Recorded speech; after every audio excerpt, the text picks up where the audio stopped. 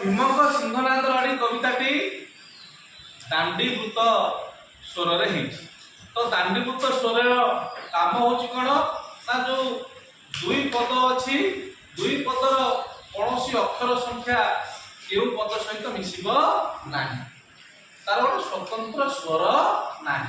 ଯଦି ଦୁଇ ପଦର ପ୍ରଥମ ପଦର ଅକ୍ଷର ସଂଖ୍ୟା ଦ୍ୱିତୀୟ ପଦ ସହିତ ମିଶିବ ନାହିଁ, ତାହେଲେ ଯତିପାତ ପଡ଼ିବ ନାହିଁ। ଯୋଉଠି ଯତିପାତ ପଡ଼ିବ ନାହିଁ ସେଠି ସ୍ୱର ଠିକରେ ହେବ ନାହିଁ। ତାହେଲେ ସ୍ୱର କେମିତି ହବ ନା, ଯିଏ ଆବୃତ୍ତି କରେ ସେ ତାର ସ୍ୱରରେ ନିଜ ସ୍ୱରରେ ତାକୁ ଗାନ କରିବ। ବର୍ତ୍ତମାନ କବିତାଟିକୁ ମୁଁ ଗାନ କରୁଛି, କବିତାଟିକୁ ମୁଁ ଆବୃତ୍ତି କରୁଛି, ସମସ୍ତେ ବହିଦେବେ, ହେଲା କି? ସହଦେବ ବୋଇଲା ସ୍ୱାମୀ ଶୁଣି ମା ଜଗନ୍ନାଥ, ଈଶ୍ୱରଙ୍କୁ ସିଂହନାଦ ମାଗନ୍ତୁ ପବନର ସୁତ। ଗୋବିନ୍ଦ ବୋଇଲେ ଯେବେ ମନ୍ତେ ଅଛି ଭୀମ, ବୁଦ୍ଧି ହରାଇ କିମ୍ପେ କଲୁ ତୁମତି ଭ୍ରମ। ଏବେ ବହନ ତୁ ବିଶ୍ୱନାଥଙ୍କୁ ସିଂହ ନାଦ ମାଗ, ରଡ଼ିର ନାଦେ ମାନ ଗୋବିନ୍ଦ ଆହାର ହଉ ବେଗ। ଧ୍ୟାନେଣ ଚିନ୍ତିଲା ସେ ପାଣ୍ଡବ ସୁନ୍ଦର, ଆସନ କମ୍ପିଲା ଦେବ ସୁଳଧର।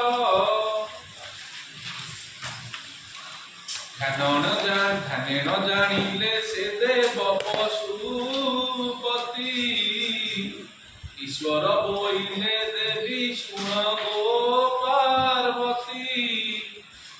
ଆମ୍ଭ ତ ସିଂହନାଦ ମାଗୁଅଛି ବୀର ଭୀମା, ତୁମ୍ଭ ବିଚାରକୁ କିସ ଯୋଗାଇ ଗୋମା।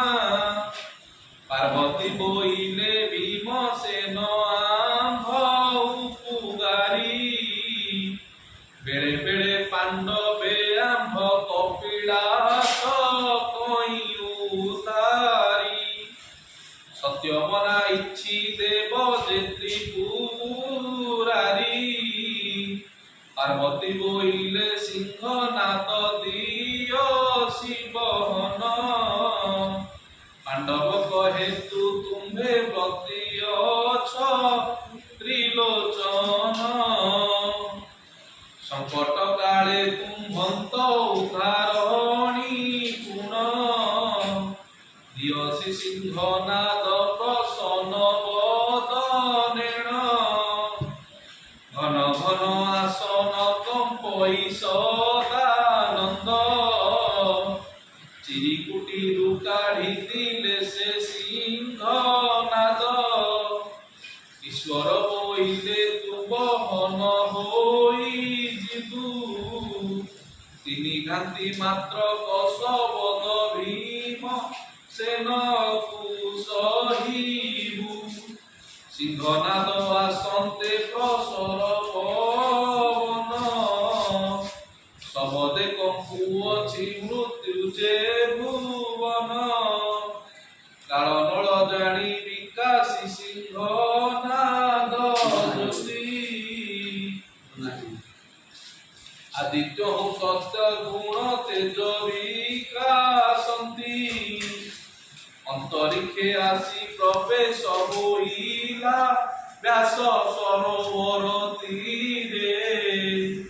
ପାଣ୍ଡବ ସୁନ୍ଦର ଭୀମ ଥାଇଲା ତାହା କରେ, ଆରେ ଆରେ ନିଶତ କିମ୍ପା ହଉ ମାନ ଗୋବିନ୍ଦ। ପରେ ଧରି ପାଣ୍ଡବ ତାହା ଚୁମ୍ବିଲା ସିଂହନାଦ, ଆକ୍ରେଷଣ ସିଂହନାଦ ଭୀମସେନ ଗାଢ଼େ କଲେ ବାଦ୍ୟ। ମହିମଣ୍ଡଳ କମ୍ପିଲା ପ୍ରଥମ ଶବଦ, ନଳିନୀ ପତ୍ରରେ ଯେହ୍ନେ ପଡ଼ନ୍ତେଣ ପାଣି। ପୃଥିବୀ ଦଲ ଦଳିତ କମ୍ପଇ ମେଦିନ, পঞ্চা ছাড়ি করি যে বুলই মন্দর মান গোবিন্দ নিদ্রা ভাঙি উঠি পশিলা ধাতিকার পুনরে করড়িয়ে দিলা পৃথিবীর ভীম ছড় লক্ষ যোজনে আকাশে কম্পিলা বিরজম পাতালে অনন্ত নাগর কম্পিলা ফেরু নবদ্বীপ শপথ সাগর কম্পিলা টলমল হইলা মেরু আদিত্য ভূমণ্ডল ধ্রুব মণ্ডল অমর অমণ্ডল আকাশে লাগিলা উছুড়িলা সিন্ধু জল রে রে কার করি রাজা ধৃতি রাশি বক্ষস্থলে মারিয়া স্ফোট গতিন বেগে উঠি মহাগণ নিশ্বাস বুলাইবে জোড়া এনি খুঁজে আক্রোশিত ইতে কমলা আরে আরে দুর্যোধন অপার প্রজ্ঞা যে করু বাবু বৈরু যে ভীমর সাতরড়ি সহিবু মান গোবিন্দ রাজা কমলা ভূষ দণ্ড দেলা পেলি অথর পুষ্ট করি পড়া যা বলি বলি মহালক্ষ্মী বইলে যে পড়াউ অছি মুহি তোর ব্রচনা বলিবাকু জীবিত বাট চাহি লক্ষ্মী বলে আবরর নিয়ে যেবে সহিবু পামর এরডি সহিলে তুরে বইবু অগ্রাম্বর এতে বলি তৎক্ষণে ছাড়িলে মহালক্ষ্মী কদলী পত্র প্রায় কম্পই মহামতি সতুরি ভার গদা ঘেনি করস্থলে কে পরিমাণ গোবিন্দ যে চিত অন্তরালে তো 18 দিনের মহাভারত সরি যাইছি যুদ্ধরে পরাস্ত হইଛନ୍ତି কৌরব মানে বিজয় हाँ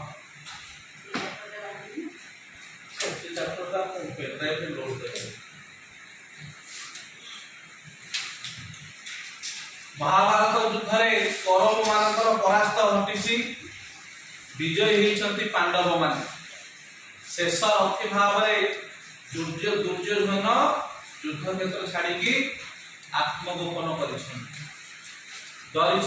डरिकी केउठी लुचिछन्ति ना व्यास सरोवर रे लुचिछन्ति व्यास सरोवर रे लुचिछन्ति कोन ना से व्यास सरोवर को शिव अभिशाप देइथिले कि जदि तो फଳରେ कि आत्मगोपन करिछि एवं जे आसुछि ताको मारिबा पाई से जदि यहाँ को न मानिबो ताले जदि न मानिकी से तार शत्रु को आसी मारिबा पाई से सेठारे भस्म हेछि तरुपरि व्यास सरोवर रे महामान दुर्योधन निजको आत्मगोपन करिछथि एठी लुचि रखिले ताको पांडव माने मारि परिबे नाही क्लास रे भक्ति अछि ना नाही माने बाहर कोए क्लास अछि रखिन तो बाहर अछि से बाहर की रे खाली कोए आगे तो महामानी दुर्योधन व्यास सरोवर रे निजको आत्मगोपन करिछ हेले अधर्म विनाश होबो धर्मर विजय घटिबो महामानी दुर्योधन जी गोटे नारी की असती सजे तार मृत्यु सुनिश्चित तार मृत्यु हब केमिति ना भीमଙ୍କ द्वारा केमिति भीमଙ୍କ द्वारा हब ना शिवଙ୍କ पाखरे जो सिंहनाद अछि से सिंहनाद जदि आनिक भीम बजेइबे ताहले तार प्रकोप एते भयंकर महामानी दुर्योधन बाध्य होइकी व्यास सरोवरु बाहरी आसे एवं व्यास सरोवरु बाहरी आसिले भीम ताकू गदा पहाड़ करके तार मृत्यु हम भविष्य जहाँ अवश्य घटिब किएटा करिब आन ये बाही ज्योतिषकर गति रोकवा फल जहाँ भविष्य घटवार अच्छी ताहा घटिब ताकू कौन शक्ति नहीं अटकेबा दुर्योधनकर एमिति मरण अच्छी माने ताकू कौन शक्ति अटकेबे नहीं जमिति हिरण्यकश्यप कथा आम कहवा प्रहलाद कहते तो भगवान ये खंभ भितर बाहर प्रहलाद कहते हाँ बाहर भगवान खंभ भितर नृसिंह अवतार लेकिन भगवान विष्णु बाहर की हिरण्यकश्यप को मारी पशु द्वारा मरिनी मनुष्य द्वारा मरिनी अस्त्र द्वारा मरिनी शस्त्र द्वारा मरिनी गोटे स्वतंत्र रूप नहीं भगवान विष्णु सेमिति आज तार कविता भीम सिंहनाद जड़े भीम शिव सिंहनाद आनी बजे से गढ़ प्रकोप एते बाध्य हुई व्यास सरोवर महामानी दुर्योधन बाहर आम जो तीनोटी ग्रंथ कथा आम कहवा से महाभारत हो रामायण हो भागवत हो तार विभिन्न भाग भाग होइथिबो तुम माने जानिथिबो महाभारत रे 18टा पर्व केतोटी पर्व 18टी पर्व देख महाभारत रे होची 18टा पर्व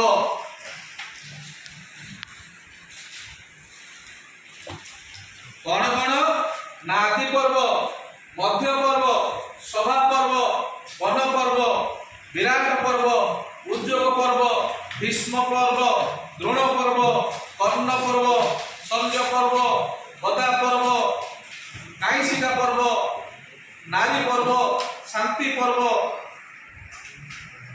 आक्रमिक पर्व अश्वमेध पर्व कुशली पर्व एवं स्वर्गारोहण पर्व से भाव में रामायण को 7 कांडरे वर्णना कर कौन कौन ना बालकांड अयोध्या कांड अरण्य कांड किष्किंधा कांड सुंदर कांड लंका कांड एवं उत्तर कांड से भाव में भागवत को आम स्कंद द्वारा भाग कर स्कंद ना 12टी स्कंद मन रख से पर्व हो कांड हो बा स्कंद हो एगुड़ को भाग बोली कहला महाभारत को 18टी भाग में विभक्त कराई रामायण को 7टी भाग में विभक्त कराई एवं भागवत को 12टी भाग में विभक्त कराई महाभारत को जो 18टी भाग में विभक्त कराउची ताकू कहउची कोन ना पर्व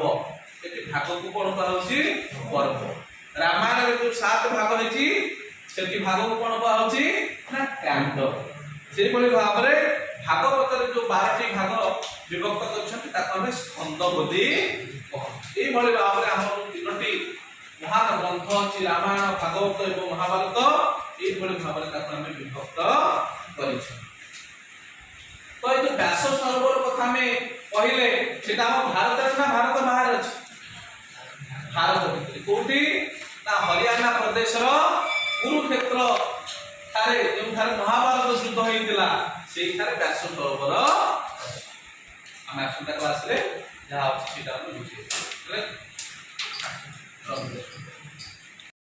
लास्ट क्लास रे आलोचना करथिले कवि परिचय वर्तमान हम कविता उत्तर को जीवा कविता भीम सिंहनाद रणी आम जानी एटा को रचना करछंती किए पाटी कवि आदि कवि शूद्रमुनि सारदास एटा को रचना करछंती केउथिरे ना जो ओडिया महाभारत से रचना करछंती सेही जो गदा पर्व रही 12तम गदा पर्व से गदा पर्वरु एई अंशटी होगण भीमंक सिंहनाद रणी तो आरंभ कविता आरंभ लिखिछन कवि कोन ना सहदेव बोइला स्वामी शुणिमा जगन्नाथ ईश्वर को सिंहनाद मागंतु पवनर सुत एही जो पद्य रही गतकाली कही कि महाभारत में त्रिकालदर्शी होती तीन जन जड़े होती संजय कौरव पटर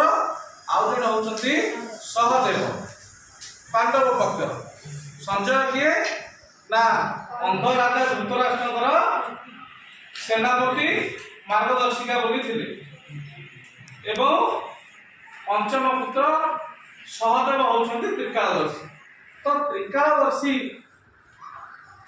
सहदेव भीम को कहते कौन सहदेव बोले स्वामी शुणिमा जगन्नाथ स्वामी शुणिमा जगन्नाथ जगन्नाथ होती कौन ये श्रेष्ठ सृष्टि है कि स्वयं विष्णु का अवतार किसे जगन्नाथ जगत युक्त नाथ जगन्नाथ समग्र जगत नाथ स्वयं विष्णु को ये कह ब्रह्मा विष्णु महेश्वर होती कौन सृष्टि आद्य प्रथम ईश्वर को सिंहनाद मागंतु पवन सुत ये ईश्वर होती किए ना शिव ईश्वर क्या ईश्वर को सिंहनाद मागंतु पवन सुत सिंहनाद हूँ कौन ना एक वाद्य जोटा कि मनीषी सिंह प्रस्तुत कर सिंहनाद मागंतु पवन सुत ये पवन सुत हूँ किए ना भीम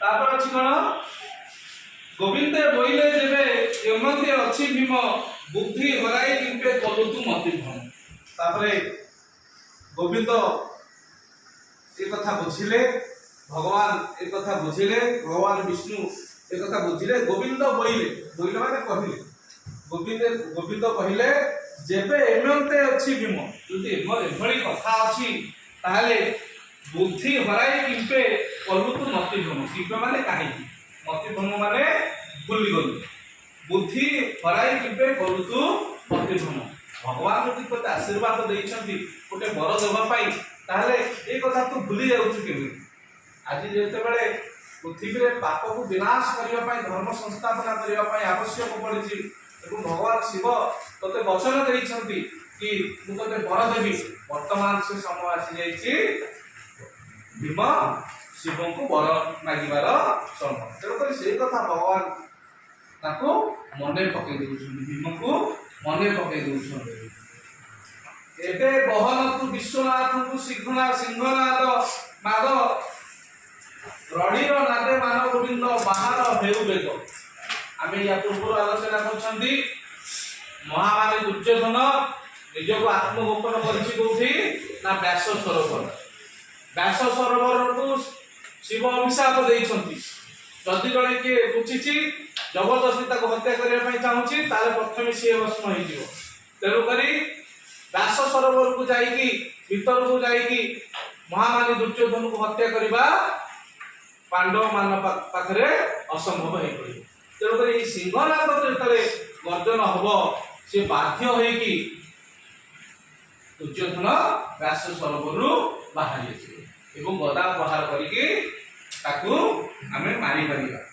तो से एठी कोन कहछंती एबे बहरतु विश्वनाथ को सिंहनाथ बहर माने जेते शीघ्र वर्तमान विश्वनाथ होउछंती शिवंकर रूप विश्वनाथ को सिंहनाथ नाथ से सिंहनाथ भी अछि का पाखरे शिवंक पाखरे अछि एबे बहरतु विश्वनाथ को सिंहनाथ माग रडीर नादे मान गोविंद बाहर हो सीरो रडी हबो से जो शब्द हबो से शब्दर नादरे मान गोविंद होछि दुर्योधन बाहर हेउ बेग मान गोविंद ता काहे कहै छि विष्णु को गोविंद कहै जाइ छि आ दुर्योधन को मान गोविंद काहे की कहै जाइ छि ना सब बेले दुर्योधन भाबे विष्णु को समकक्ष विष्णु को पाखरे जहा जहा अछि दुर्योधन को पाखरे मध्य सेही सेया अछि से केभे विष्णु को खातिर करती नहीं ता सम्मान करती नहीं जेहेतु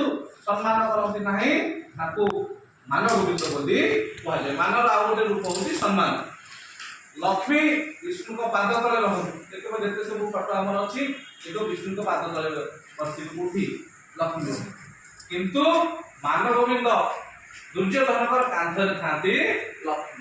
ପୁରାଣରେ ବର୍ଣ୍ଣିତ ଅଛି ଯଦି ଦୁର୍ଯ୍ୟୋଧନ ଚାଲି ଯାଆନ୍ତି ପ୍ରତ୍ୟେକ ପାଦରେ ତାଙ୍କର ପଦ୍ମ ଫୁଟେ। ତେଣୁକରି ଏଠି ଦୁର୍ଯ୍ୟୋଧନକୁ ମାନଗୋବିନ୍ଦ ବୋଲି କୁହାଯାଏ। ଯେହେତୁ ଗୋବିନ୍ଦଙ୍କର ସେ ସମକକ୍ଷ ବୋଲି ମଣେ କିଏ ସେ ଦୁର୍ଯ୍ୟୋଧନ।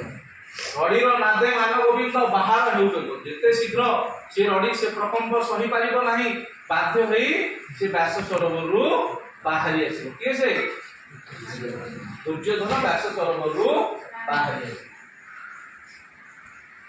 ଧ୍ୟାନେଣ ଚିନ୍ତିଲା ସେ ପାଣ୍ଡବ ସୁନ୍ଦର, ଆସନ କୁମ୍ପିଲା ଯେ ଦେବ ସୁଲଧର।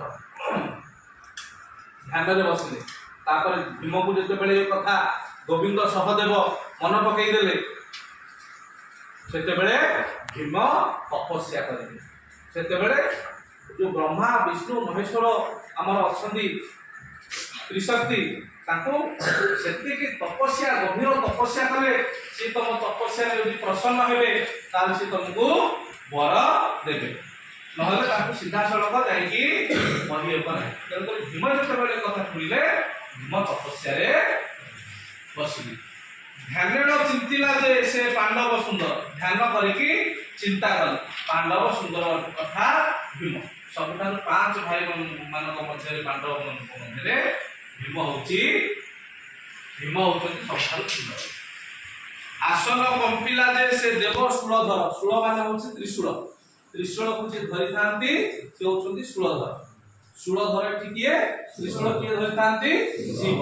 ତାହେଲେ କୁହାଗଲା ଆସନ କମ୍ପିଲା ସେ ଦେବ ଶୂଳଧର। ଦେବ ହଉଛି ଭଗବାନ, ଭଗବାନ ଶିବଙ୍କର ଆସନ କମ୍ପିଲା। କାହିଁକି କମ୍ପିଲା? ନା ତାକୁ ଜଣେ କି ଧ୍ୟାନ କରୁଛନ୍ତି, ତାକୁ କି ସ୍ମରଣ କରୁଛନ୍ତି, ତାଙ୍କର ଭକ୍ତ ଜଣେ କି ତାକୁ ସ୍ମରଣ କରୁଛନ୍ତି। ଧ୍ୟାନେଣ ଜାଣିଲେ ସେ ଦେବ ପଶୁପତି, ଈଶ୍ୱରେ ବୋଇଲେ ଦେବୀ ଶୁଣ ଗୋ ପାର୍ବତୀ। ଶିବ ବି ଧ୍ୟାନରେ ସବୁବେଳେ। ଯେତେବେଳେ ଦେଖିଲେ କି ମୋତେ ଜଣେ ଭକ୍ତ ଡାକୁଛି, ମୋତେ ଜଣେ ଭକ୍ତ ମୋର ଡାକୁଛି, ଶିବ ମଧ୍ୟ ଏ କଥା ଜାଣିପାରିବେ। ଧ୍ୟାନେଣ ଜାଣିଲେ ସେ ଦେବ ପଶୁପତି, ପଶୁପତି ହଉଛି ଶିବ। ଶିବ ମନେ ରଖୁଥା, ଶିବଙ୍କର କେତେ ସବୁ ନାମ ପ୍ରତିଶବ୍ଦ। ଧ୍ୟାନେଣ ଜାଣିଲେ ସେ ଦେବ ପଶୁପତି, ଈଶ୍ୱରେ ବୋଇଲେ ଦେବୀ ଶୁଣ ଗୋ ପାର୍ବତୀ। ଜାଣିପାରିଲେ ଏବଂ ପାର୍ବତୀକୁ କହୁଛନ୍ତି। ଈଶ୍ୱର ବୋଇଲେ କହିଲେ, ଭଗବାନ ଶିବ କହିଲେ, ଦେବୀ ଶୁଣ ଗୋ ପାର୍ବତୀ। ଏଠି ପାର୍ବତୀକୁ ଦେବୀ ଭାବରେ ଗ୍ରହଣ କରାଯାଇଛି। ସ୍ତ୍ରୀକୁ ସେଠି ଦେବୀ ଡାକନ୍ତି, ପୁରାଣରେ ଦେବୀ ଡାକନ୍ତି ଏବଂ ସ୍ୱାମୀକୁ ସ୍ୱାମୀ ବୋଲି ଡାକନ୍ତି। ତେଣୁକରି ଶିବ ପାର୍ବତୀ କହୁଛନ୍ତି, ଦେବୀ ଶୁଣ, ମୋତେ ମୋର ଭକ୍ତ ସ୍ମରଣ କରୁଛନ୍ତି। ଆମ୍ଭ ତ ସିଂହନାଦ ମାଗୁଛି ବୀର ଭୀମା, ତୁମ୍ଭ ବିଚାରକୁ କିସ ଯୋଗାଇ ଗୌମା। ଭଗବାନ ଶିବ ପାର୍ବତୀଙ୍କର ମତ ଦଉଛନ୍ତି। ଆମ ଓଡ଼ିଆରେ ଗୋଟେ କଥା ଅଛି, କୌଣସି ବିଷମ ପରିସ୍ଥିତି ଯଦି ଆସିବ କ'ଣ ନା ବଡ଼ ଥିଲେ ପଚାରି, ସାନ ଥିଲେ ବିଚାରି। ବଡ଼ମାନଙ୍କର ପ୍ରସ୍ତାବ ନେବା, ସଜେସନ୍ ନେବା, ତାଙ୍କର ଉପଦେଶ ନେବା। କୌଣସି ବିଷମ ସଂକଟ ଆସିଲା, ବଡ଼ ନାହାନ୍ତି, ସାନମାନଙ୍କ ସହିତ ବିଚାର ବିମର୍ଶ କରିବା। ମାନେ ନାହିଁ କୋଉଟା ଠିକ୍ ହବ କୋଉଟା ଭୁଲ ହବ। ପାଖରେ ଦେବୀ ପାର୍ବତୀ ଅଛନ୍ତି। ଶିବ ପାର୍ବତୀକୁ କହୁଛନ୍ତି କ'ଣ?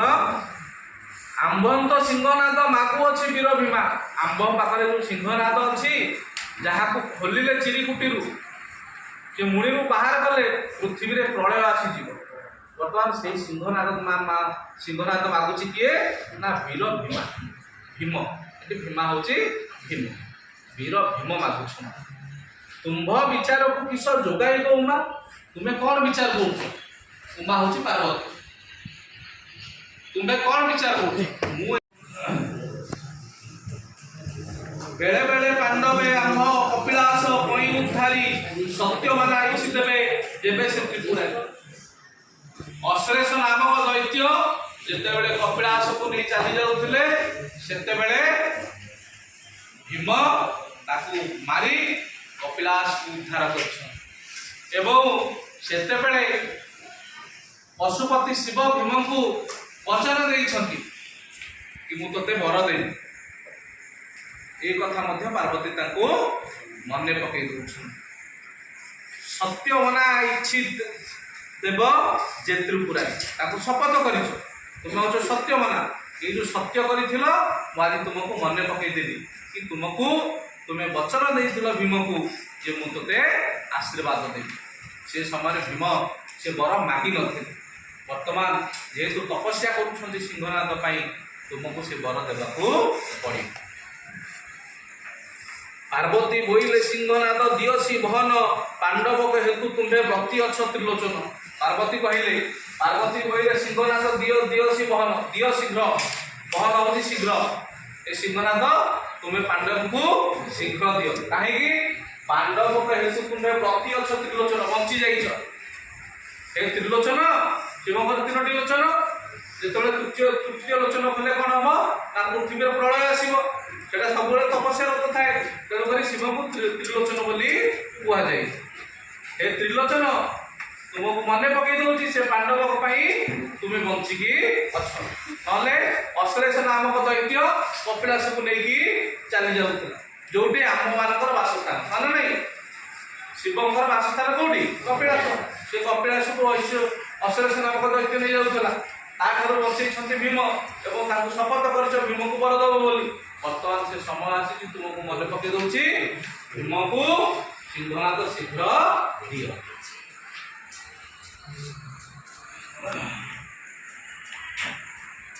ସଂକଟ କାଳେ ତୁମ୍ଭନ୍ତ ଉଦ୍ଧାରନ୍ତି ପୁଣି, ଦିଅସି ସିଂହନାଦ ପ୍ରସନ୍ନ, ପାଣ୍ଡବକ ହେତୁ ତୁମ୍ଭେ ବ୍ରତି ଅଛ ତ୍ରିଲୋଚନ, ସଂକଟ କାଳେ ତୁମ୍ଭନ୍ତ ଉଦ୍ଧାରନ୍ତି ପୁଣି। ସଂକଟ କାଳେ ବିପଦ କାଳରେ ତୁମ୍ଭକୁ ସେମାନେ ଉଦ୍ଧାର କରିଛ।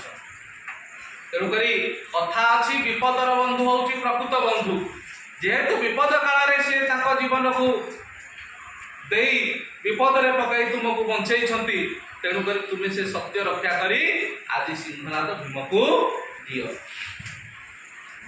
ସଂକଟ କାଳେ ତୁମ୍ଭନ୍ତ ଉଦ୍ଧାରନ୍ତି ପୁଣି, ତୁମ୍ଭନ୍ତ ହଉଛି ତୁମ୍ଭଙ୍କୁ, ଉଦ୍ଧାରନ୍ତି ମାନେ ଉଦ୍ଧାର କରିଛନ୍ତି।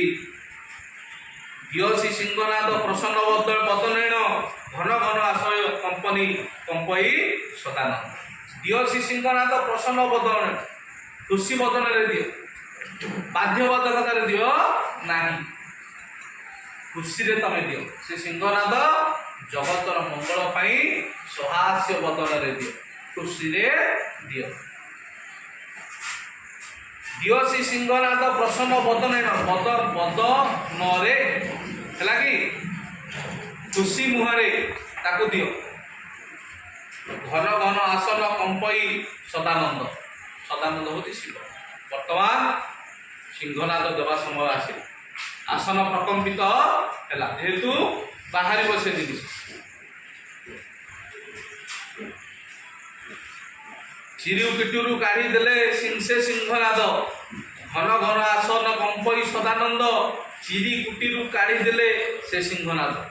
ବର୍ତ୍ତମାନ ସେ ସିଂହନାଦ ବାହାରକୁ ବାହାରିଲା, ଚିରିକୁଟି ହଉଛି ମୁଣା, ତାକୁ ମୁଣା ଭିତରେ ରଖିଥିଲେ। ଯେତେବେଳେ ବାହାରିଲେ ପୃଥିବୀରେ ଫଳମଳ ହେଲା, ଆସନ ପ୍ରକମ୍ପିତ ହେଲା। ଚିରିକୁଟିରୁ କାଢି ଦେଲେ ସେ ସିଂହନାଦ, କାଢି ଦେଲେ ମାନେ କାଢି ଦେଲେ, କାଢିକି ଦେଲେ ସେ ସିଂହନାଦ। ଈଶ୍ୱର ବୋଇଲେ ତୁ ବହନ ହୋଇଯିବୁ, ତିନି ଘାନ୍ତି ମାତ୍ରକ ଶବଦ ଭୀମସେନକୁ ସହିବୁ। ସିଂହନାଦକୁ ଈଶ୍ୱର କହୁଛନ୍ତି, ଭଗବାନ ଶିବ କହୁଛନ୍ତି, ମାତ୍ର 3 ଥର ତୁ ବଜେଇବୁ, 3 ଥର ମାତ୍ର ସ୍ୱର ହବ ବା ଭୀମ ତାକୁ ନାଦ କରିବ। ସେ 3 ଥର ମାତ୍ର ସେ ଭୀମ ସହିବ, ଅନ୍ୟ କେହି ସହିପାରିବେ ନାହିଁ। ପ୍ରଥମ କମ୍ପନ ତ କେହି ସହିପାରିବେନି, କିନ୍ତୁ ସଂସାର ମଙ୍ଗଳ ପାଇଁ ତୁ ଭୀମ ପାଇଁ 3 ଥର ସହିବୁ। ତାର କ୍ଷମତା ହଉଛି 7 ଥର ବାଜିବ ସେ ସିଂହନାଦ। 7 ଥର ବାଜିଲା ପର୍ଯ୍ୟନ୍ତ କେହି ନଥିବେ, କେବଳ ଭଗବାନ ଶିବ ଥିବେ। ତେଣୁକରି ଭୀମକୁ ସେ ଶକ୍ତି ଦେଲେ କି ମାତ୍ର ତାକୁ 3 ଥର ସହିବୁ। ଈଶ୍ୱର ବୋଇଲେ ତୁ ବହନ ହୋଇଯିବୁ, ଶୀଘ୍ର ବାହାରିକି ଯିବୁ। କାହାକୁ କହୁଛନ୍ତି? ସିଂହନାଦକୁ କହୁଛନ୍ତି ଶିବ। ତୁ ଶୀଘ୍ର ଯିବୁ କାହା ପାଖକୁ? ଭୀମ ପାଖକୁ। ଏବଂ ତାକୁ ବଚନ ଦଉଛନ୍ତି କ'ଣ? ତିନି ଘାନ୍ତି ମାନେ 3 ଥର, 3 ଘାନ୍ତି ମାତ୍ରକେ ଶବଦ ଭୀମସେନକୁ ସହି। ଭୀମସେନ ହେଉଛି ଭୀମ, ମାତ୍ର 3ଟି ଶବ୍ଦ ଭୀମସେନକୁ ସହି। ପ୍ରଥମ ଶବ୍ଦ ତ କେହି ସହିପାରିବେନି, କିନ୍ତୁ ଭୀମ ପାଇଁ ତୁ 3 ଥର ସହି। 7 ଥର ହେଲେ ପୃଥିବୀ ଧ୍ୱଂସ। ସିଂହନାଦ ଆସନ୍ତେ ପ୍ରସର ବଦନେ ପବନ, ସିଂହନାଦ ଆସନ୍ତେ ପ୍ରସର ପବନ, ଶବଦେ କମ୍ପୁଅଛି ମୃତ୍ୟୁ ଯେ ଭୁବନ। ସିଂହନାଦ ଆସିଲେ, ସ୍ୱର୍ଗ ଦେଇକି ଆସିଲେ, ଆକାଶରେ ଆସିଲେ କାହା ପାଖରୁ? ମର୍ତ୍ତ୍ୟ। ଆକାଶରେ କପିଳାସରୁ ଆସିଲେ ମର୍ତ୍ତ୍ୟକୁ, ଭୀମ ପାଖକୁ ଆସିଲେ। ଆସିଲା ସମୟରେ କ'ଣ ଘଟଣା ଘଟିଛି ଶାରଳା ଦାସ ବର୍ଣ୍ଣନା କରିଛନ୍ତି। କ'ଣ? ସିଂହନାଦ ଆସନ୍ତେ ପ୍ରସର ପବନ। ଯେତେବେଳେ ସିଂହନାଦ ଚିରିକୁଟରୁ ବାହାରିଲେ, ବାଟ ଦେଇକି ଆସୁଛନ୍ତି, ଜୋରରେ ପବନ ହେଲା। ଯେତେ ଜୋରରେ ପବନ ହେବା କଥା ହେଲା। ଶବଦେ କମ୍ପୁଅଛି ମୃତ୍ୟୁ ଯେ ଭୁବନ। ଏତେ ଜୋରରେ ଶବ୍ଦ ହେଲାଣି ଯେ ପ୍ରାଣୀ ମୁଖ ମୃତ୍ୟୁ ମୁଖରେ ପଡ଼ିଲେ।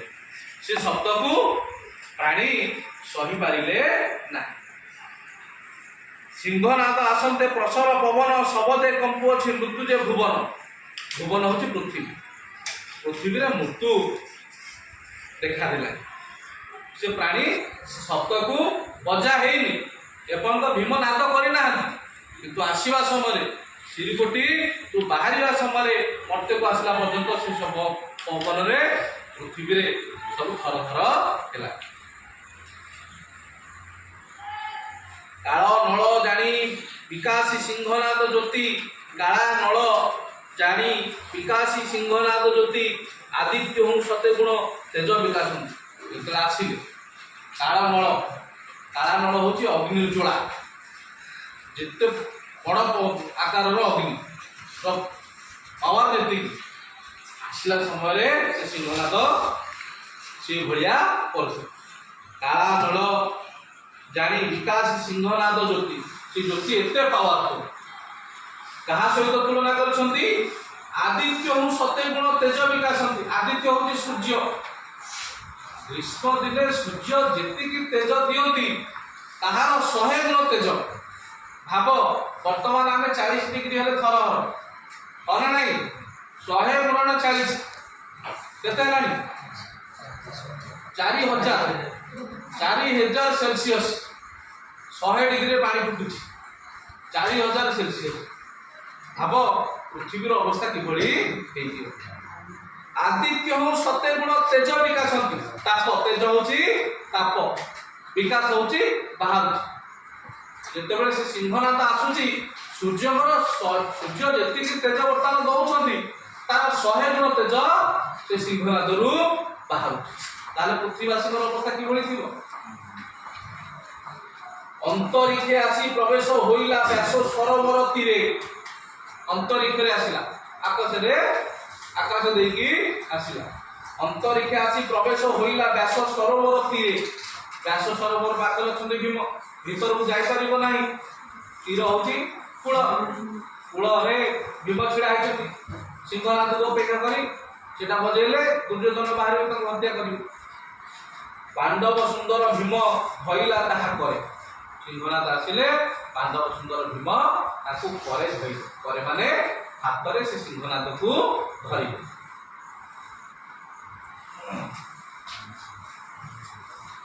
ପାଣ୍ଡବ ସୁନ୍ଦର ଭୀମ ଧଇଲା ତାହା କରେ। ଆରେ ଆରେ ନିଶତ କିମ୍ପା କୋଉ ମାନ ଗୋବିନ୍ଦ, ପରେ ଧରି ପାଣ୍ଡବ ତାହା ଚୁମ୍ବିଲା ସିଂହନାଦ। ଚୁମ୍ବିଲା ମାନେ ଚୁମ୍ବିଲା, ଓଠରେ ଦେଲା, ବଜେଇବ ନା ନାହିଁ? ଆରେ ଆରେ ନିଶତ କିମ୍ପା କେଉଁ ମାନ ଗୋବିନ୍ଦ। ନିଶତ ଅସହାୟ। ବର୍ତ୍ତମାନ ମାନ ଗୋବିନ୍ଦ ହେଉଛନ୍ତି ଅସହାୟ। ବର୍ତ୍ତମାନ ତାକୁ ମୃତ୍ୟୁର ରଡ଼ି ଦେଲେ ଭୀମଙ୍କୁ, ମାନ ଗୋବିନ୍ଦ। ପରେ ଧରି ପାଣ୍ଡବ ତାହା ଚୁମ୍ବିଲା ସିଂହନାଦ। ଭୀମ ତାକୁ ପରରେ ଧରିକି ଚୁମ୍ବିଲା ମାନେ ବଜେଇବାକୁ ଆରମ୍ଭ କଲେ। ଚୁମ୍ବିଲା ମାନେ ଚୁମ୍ବନ କଲେ, ହେଲା କି ବା ଛୁଇଁଲେ। ଆଗ୍ରେସିଣ ସିଂହନାଦ ଭୀମସନ ଗାଢ଼େ ଗଲେ ବାଦ୍ୟ, ମହାମଣ୍ଡଳ କମ୍ପିଲା ପ୍ରଥମ ଶବ୍ଦ। ପ୍ରଥମ ଥର ଫୁଙ୍କିଲେ। ପ୍ରଥମ ଫୁଙ୍କିଲେ କେମିତି? ଆକ୍ରେଷୀଣ ଆକ୍ରୋଶ ଭାବରେ ରାଗିକି ଆକ୍ରେଷୀଣ ସିଂହନାଦ ବିମୋଚନ ଗାଢେ କଲେ ବାଦ୍ୟ ଅତି ଗାଢରେ ଯେତେ ଜୋରେ ସେ ଫୁଙ୍କି ପାରିବେ ପ୍ରଥମ ଶବ୍ଦ ଦେଲେ। ମହିମଣ୍ଡଳ କମ୍ପିଲା ପ୍ରଥମ ଶବ୍ଦରେ ମହିମଣ୍ଡଳ ପୃଥିବୀ ମଣ୍ଡଳ ପୁରା ପ୍ରଥମ ଶବ୍ଦରେ କମ୍ପିଲା ଥରହର ହେଲା। କେମିତି ହେଲା ନା ନଳିନୀ ପତ୍ରରେ ଯେନେ ପଡ଼ନ୍ତେଣ ପାଣି ପୃଥିବୀ ଦଲ ଦଲିତ କମ୍ପଇ ମେଦିନୀ। ନଳିନୀ ପତ୍ର ପଦ୍ମ ପତ୍ରରେ ପାଣି ଯେମିତି ପଦ୍ମ ପତ୍ର ତ ସମସ୍ତେ ଦେଖିନଥିବ ସାରୁ ପତ୍ରରେ ପାଣି ଦେଖିଥିବ ସାରୁ ପତ୍ରରେ ପାଣି ଯେମିତି ସ୍ଥିର ନୁହେଁ ପ୍ରଥମ ଶବ୍ଦରେ ପୃଥିବୀ ମଧ୍ୟ ସେମିତି ସ୍ଥିର ହୋଇଲା ନାହିଁ। ନଳିନୀ ପତ୍ରରେ ଯେନେ ପଡ଼ନ୍ତେଣ ପାଣି ପୃଥିବୀ ଦଲ ଦଲିତ କମ୍ପଇ ମେଦିନୀ। ପୃଥିବୀ ଦଲଦଲ ହେଲା ମେଦିନୀ ହଉଛି ପୃଷ୍ଠଭାଗ। ଭୂମିକମ୍ପ ଦେଖିଛ ଟିଭିରେ ତାଠାରୁ ଆହୁରି ଭୟଙ୍କର ହେଲା ପ୍ରଥମ ଶବ୍ଦରେ ଥରିଲା ପୃଥିବୀ ପୃଷ୍ଠ ଥରିଲା ଆଉ ସେତିକି।